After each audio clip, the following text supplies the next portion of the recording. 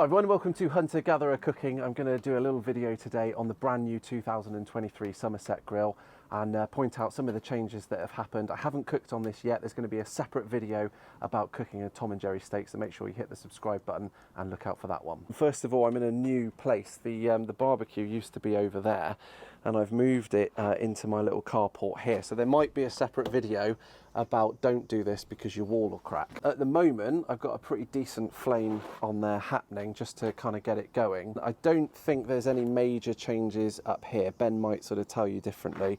This has changed, that probably changed about a year or so ago just to make that a little bit more sturdy. But one of the major changes, if you've got one of the older models, you'll notice that this now has a wire as opposed to the chain. It does just make it a little bit more easy to sort of crank. It goes up and down just that little bit more smooth. And they've changed this bracket here where it used to be attached with sort of pretty much just a hook. That now clearly that is not going anywhere. Again, that's all been sort of you know, welded or clamped on there, so it's a much more solid sort of finished article. They've changed the drip tray down here, so again it's a different shape.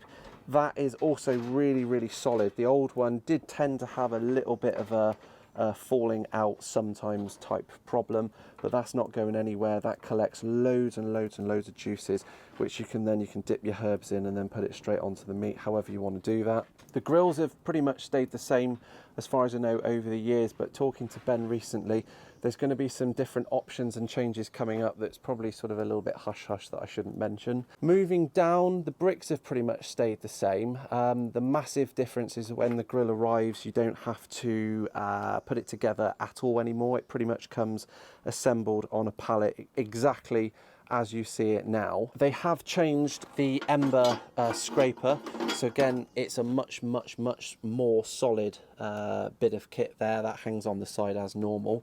The massive difference is that this is now on wheels, whereas the old one wasn't, so it makes it a real pain in the ass if you can't move this thing about because it does weigh a ton. The actual drawer itself, they've upgraded some of that, so again it's a lot easier to use and again just smoother.